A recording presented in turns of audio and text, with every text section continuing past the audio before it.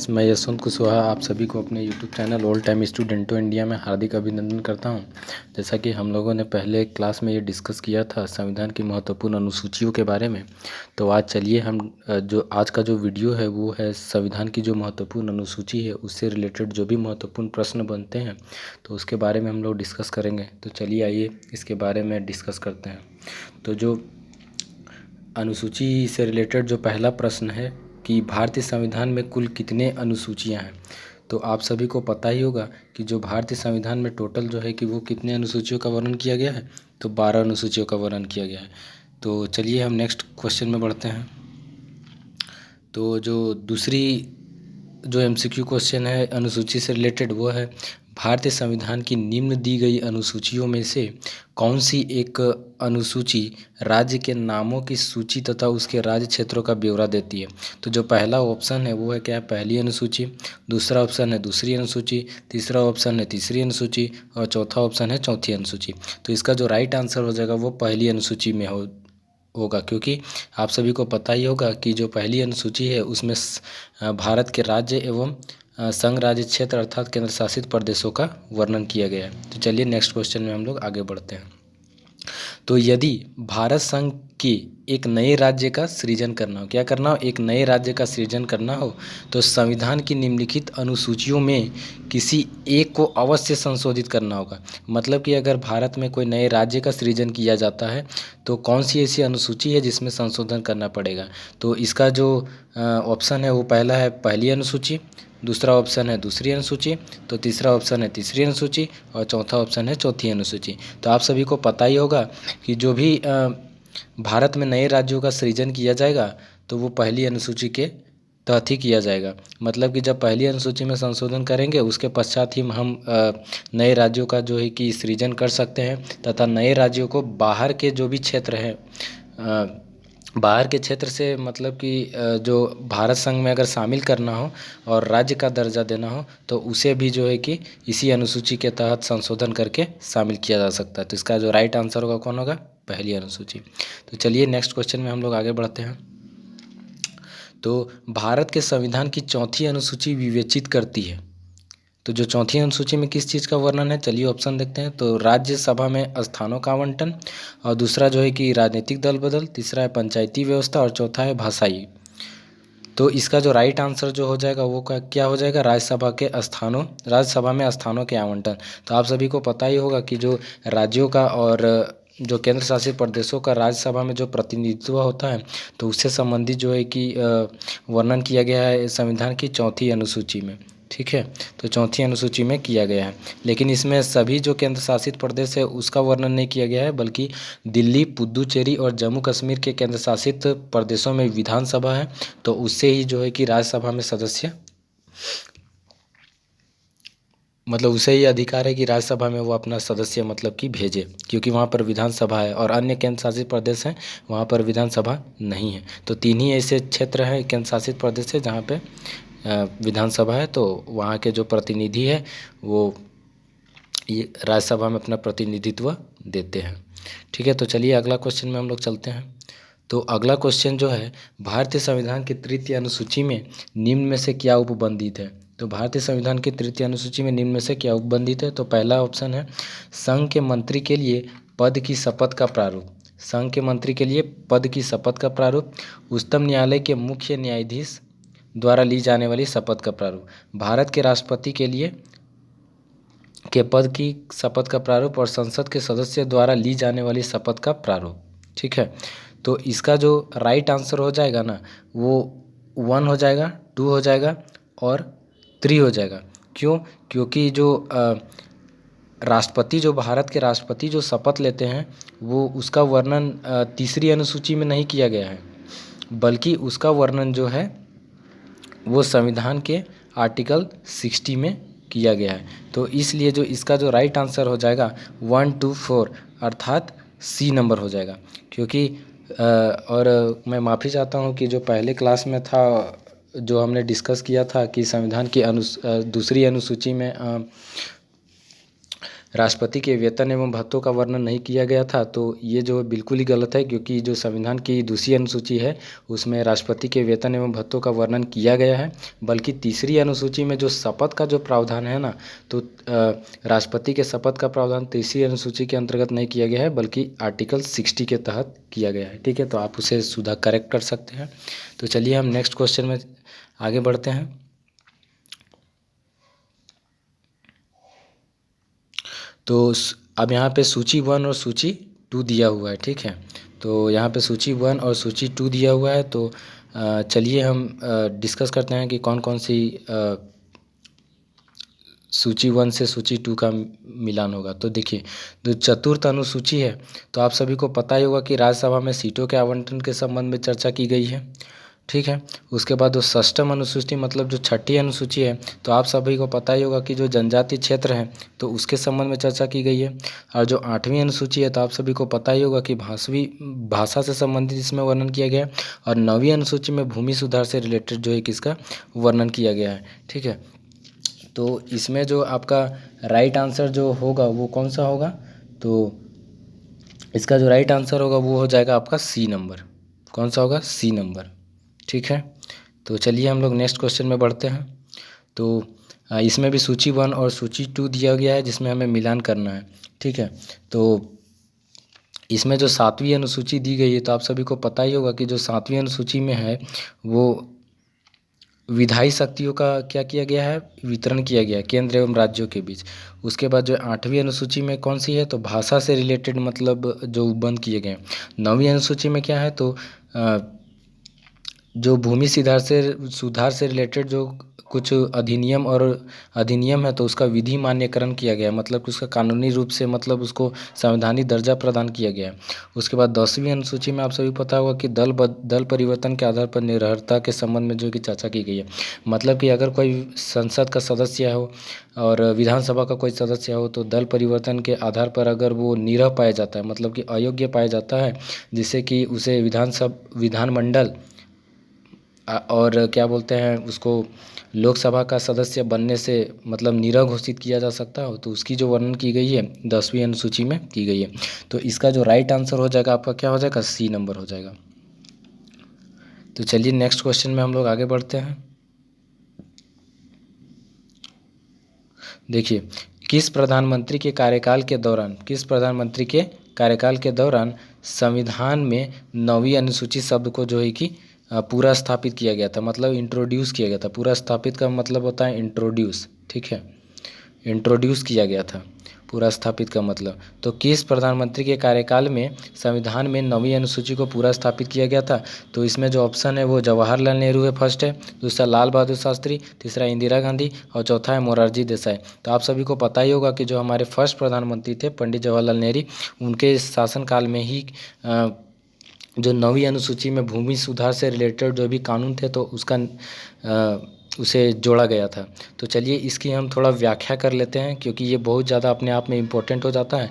तो इसमें कुछ प्रावधान है, उसके बारे में डिस्कस करते हैं। देखिए, भारत के प्रथम प्रधानमंत्री जवाहरलाल नेहरू के कार्यकाल के दौरान भारत में 9वीं अनुसूची शब्द को क्या किया गया था, इंट्रोड्यूस किया गया था, मतलब पूरा स्थापित किया गया था, लाया गया था।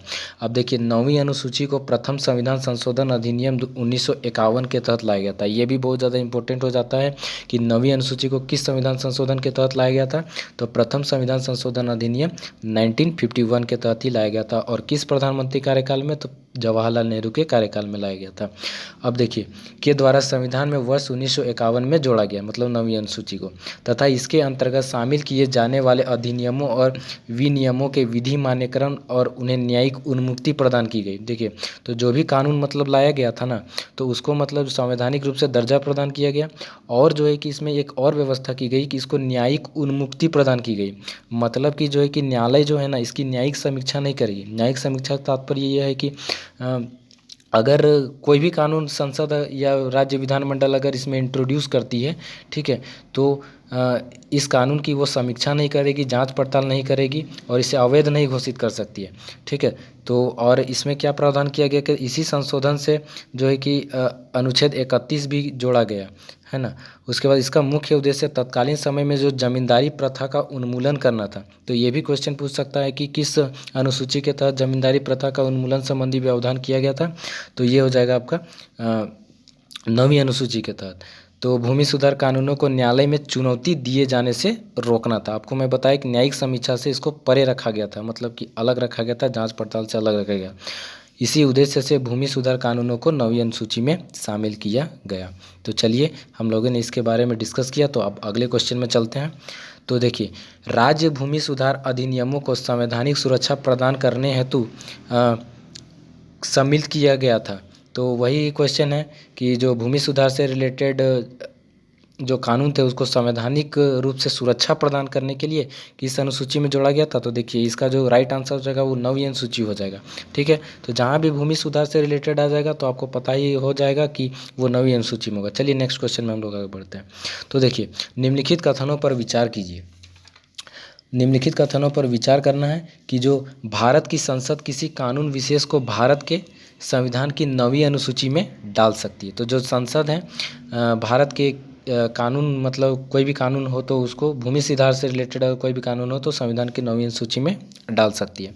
अब देखिए दूसरा क्या है, 9वीं अनुसूची में डाले गए किसी कानून की वैधता का परीक्षण किसी न्यायालय द्वारा नहीं किया जा सकता।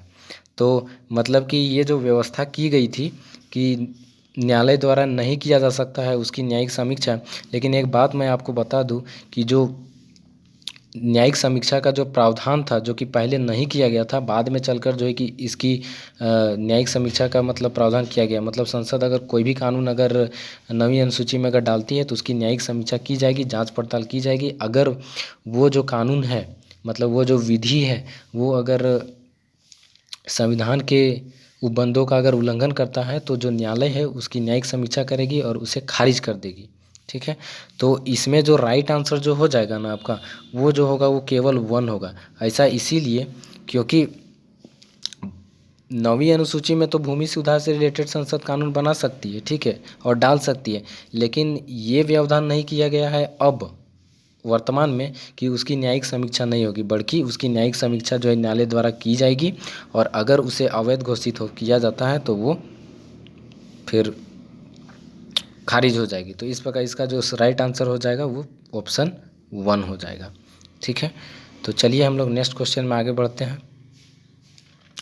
तो चलिए पिछले जो क्वेश्चन था उसके बारे में हम थोड़ा डिस्कस कर लेते हैं कि इसमें क्या क्या व्यवधान थे, है ना। तो वर्ष 2007 में सर्वोच्च न्यायालय ने आई.आर. कोएल्हो बनाम तमिलनाडु, क्या था, आई.आर. कोएल्हो बनाम तमिलनाडु के मामले में क्या निर्णय दिया। निर्णय करते हुए स्पष्ट किया कि संसद जो है ना 9वीं अनुसूची में विधि विशेष को प्रविष्टि करने की शक्ति प्रदान की गई है।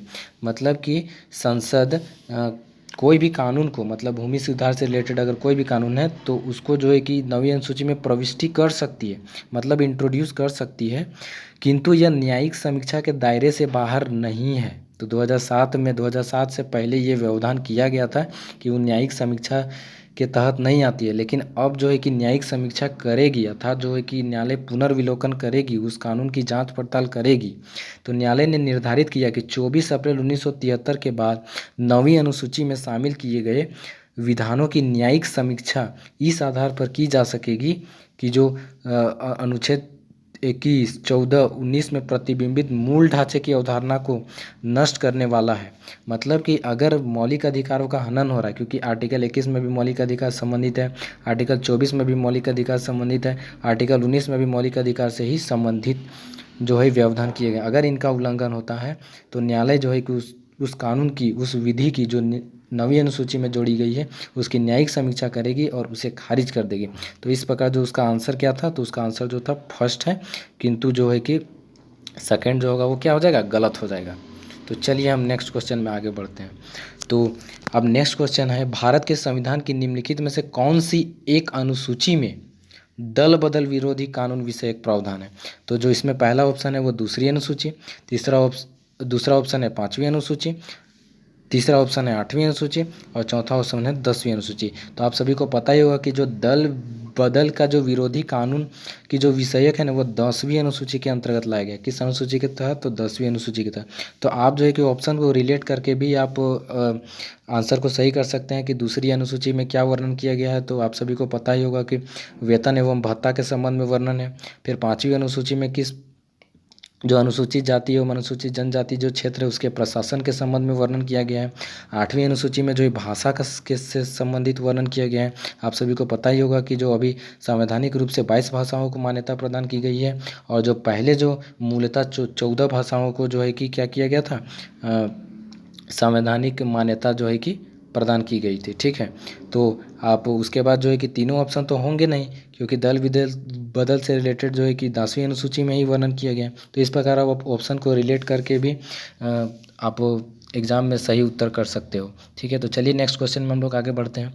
तो भारत के संविधान की किस अनुसूची में विभिन्न राज्यों में अनुसूचित क्षेत्रों के क्या प्रशासन व नियंत्रण के विषय के संबंध में उपबंध है? तो आप सभी को पता है कि 2 ही अनुसूची है, एक अनुसूची 5 और एक अनुसूची 6। तो यहाँ पे कौन सा दिया हुआ है? देखिए ऑप्शन पहला, तो तीसरी अनुसूची है, 5वीं अनुसूची है, 7वीं अनुसूची है, 9वीं अनुसूची है। तो इसका जो राइट आंसर हो जाएगा वो क्या हो जाएगा? 5वीं अनुसूची, क्योंकि राज्यों में अनुसूचित क्षेत्रों में अनुसूचित जनजातियों के क्षेत्रों के प्रशासन व नियंत्रण के संबंध में जो चर्चा की गई है वो 5वीं अनुसूची में की गई है। और 6ठी अनुसूची में केवल 4 ही राज्य हैं। ठीक है, तो इसमें जो 6ठी अनुसूची तो है नहीं, तो 5वीं अनुसूची ही आंसर होगा। तो चलिए हम लोग नेक्स्ट क्वेश्चन में आगे बढ़ते हैं। तो जो नेक्स्ट क्वेश्चन है हमारा, भारत संविधान की 6ठी अनुसूची के प्रावधान निम्नलिखित में से किस राज्य में लागू होते हैं? तो देखिए ये तो त्रिपुरा हो गया, सिक्किम हो गया, नागालैंड हो गया, उपरोक्त सभी। तो उपरोक्त सभी तो हो नहीं सकता क्योंकि आप सभी को पता ही होगा कि जो 4 ही ऐसे राज्य हैं, कौन कौन है? मेघालय, त्रिपुरा, मिजोरम और असम। ये 4 ही ऐसे राज्य हैं जहाँ पर जो अनुसूचित जनजाति के जो उपबंध किए गए हैं वो 6ठी अनुसूची में किए गए हैं। तो इसका जो राइट आंसर हो जाएगा वो हो जाएगा त्रिपुरा। क्योंकि कौन कौन से राज्य हैं सर, एक बार फिर हम लोग रिकॉल कर लेते हैं, त्रिपुरा, असम, मेघालय और मिजोरम। तो इसे आप याद रखिएगा और अगर आपको कुछ समस्याएं आ रही तो आप पिछले वीडियो को देख सकते हैं। ठीक है, जो कि आपको प्लेलिस्ट में मिल जाएगा। तो चलिए इसका जो राइट आंसर क्या होता है सर? त्रिपुरा हो जाएगा। तो चलिए हम लोग नेक्स्ट क्वेश्चन में आगे बढ़ते हैं। तो संविधान की 11वीं अनुसूची में, कौन सी अनुसूची सर? 11वीं अनुसूची में निम्नलिखित में से किससे संबंधित है? जो संविधान की 11वीं अनुसूची है तो किससे संबंधित है?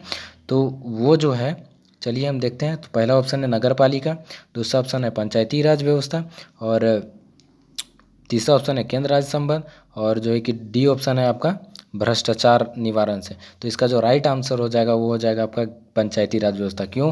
क्योंकि जो पंचायती राज व्यवस्था थी ना वो 73वां संविधान संशोधन अधिनियम 1992 के तहत जो है कि पंचायती राज व्यवस्था को संवैधानिक दर्जा दिया गया और उसे जो है कि किस अनुसूची में जोड़ा गया? तो 11वीं अनुसूची में उसको जोड़ा गया। ठीक है, तो अगर इसमें नगर पालिका के संबंध में भी अगर हम चर्चा करें अगर, तो वो कौन सा होगा? तो नगर पालिका के संबंध में जो है कि 12वीं अनुसूची में वर्णन किया गया। ठीक है, तो इस प्रकार जो है कि हम ऑप्शन को रिलेट करके भी हम आंसर तक पहुँच सकते हैं। तो चलिए हम लोग नेक्स्ट क्वेश्चन में डिस्कस करते हैं। ठीक है, तो जो हमारा नेक्स्ट क्वेश्चन है, भारत की संविधान की 11वीं अनुसूची में कितने विषय हैं? तो आप सभी को पता ही होगा, जो कि मैंने पिछले क्लास में वीडियो में डिस्कस किया था अनुसूची के संबंध में, कि जो 11वीं अनुसूची है ना, जो पंचायतों के संबंध में व्यवस्था की गई है और पंचायतों को जो है कि राज्य सरकार द्वारा 29 विषयों पर कानून बनाने का अधिकार दिया गया है। तो चलिए हम थोड़ा 29 विषय कौन कौन से हैं तो उसमें से जो भी महत्वपूर्ण होंगे तो उसके बारे में थोड़ा हम डिस्कस कर लेते हैं। इसका जो राइट आंसर हो जाएगा 29 हो जाएगा सर, आप रिकॉल कर सकते हैं, है ना। जो पंचायती राज व्यवस्था के संबंध में 11वीं अनुसूची में चर्चा की गई है तो उसमें जो है कि 29 विषय शामिल किए गए। तो चलिए हम लोग नेक्स्ट क्वेश्चन में आगे बढ़ते हैं थोड़ा, लेकिन इससे पहले हम इसकी व्याख्या कर लेते हैं कि आखिर पंचायतों को कौन कौन से अधिकार दिए गए हैं। तो थोड़ा हमें भी उसके बारे में जानकारी होनी चाहिए, क्योंकि हम भी जो है कि ग्रामीण समाज में रहते हैं तथा शहरी समाज में रहते हैं, ताकि स्थानीय सरकार के क्या क्या कार्य हैं तो उसके बारे में भी तो हमें जानकारी होनी चाहिए ना। तो चलिए डिस्कस करते हैं। तो संविधान की 11वीं अनुसूची जो 73वें संविधान संशोधन अधिनियम 1992 के माध्यम से जोड़ी गई, इसमें जो है कुल 29 विषय हैं। क्या है सर? जो पंचायतों से संबंधित 29 विषय हैं, जैसे कि मत्स्य उद्योग हो गया, पेयजल, गरीबी उन्मूलन कार्यक्रम, परिवार कल्याण, महिला एवं बाल विकास, सार्वजनिक वितरण प्रणाली इत्यादि शामिल किए गए हैं, जिन पर पंचायतों को जो है कि क्या करने की शक्ति है सर, विधि बनाने की शक्ति है, मतलब कानून बनाने की शक्ति है। तो ये जो अधिकार है वो किसके द्वारा दिया जाता है, तो राज्य सरकार के द्वारा दिया जाता है सर। ठीक है, तो आप इसे हमेशा रिकॉल करके रखिएगा क्योंकि ये सब बहुत ज़्यादा इम्पोर्टेंट है। और चलिए तब हम लोग नेक्स्ट क्वेश्चन में आगे बढ़ते हैं। ठीक है, तो इतना तो आपको समझ में आ ही गया होगा। तो आज के लिए सर इतना ही, क्योंकि थोड़ा वीडियो ज़्यादा लेंदी हो जाएगा। और इसमें मैंने समवर्ती सूची के संबंध में चर्चा नहीं की, क्योंकि जो समवर्ती सूची जो है कि अपने आप में एक बहुत ही ज़्यादा इम्पोर्टेंट रोल प्ले करता है, क्योंकि समवर्ती सूची में जो 7वीं अनुसूची में समवर्ती सूची के संबंध में उबंध की गई है, तो वो एक अपने आप में इम्पोर्टेंट रोल निभाता है, क्योंकि उसमें बहुत सारे विषय हैं जिससे एग्ज़ाम में बहुत महत्वपूर्ण क्वेश्चन पूछे जाते हैं। तो इसके संबंध में अगले वीडियो में हम डिस्कस करेंगे। उसके बाद जो है कि हम जो अगला वीडियो आएगा उसके बाद वो संविधान के महत्वपूर्ण भाग के संबंध में आएगा। तो चलिए तब तक के लिए थैंक यू। और अगर आप चैनल में नए हैं तो आप चैनल को लाइक कर सकते हैं, सब्सक्राइब कर सकते हैं, और वीडियो अच्छा लगा तो शेयर भी कर सकते हैं। ठीक है, तो चलिए मिलते हैं हम नेक्स्ट वीडियो में, और तब तक के लिए थैंक यू।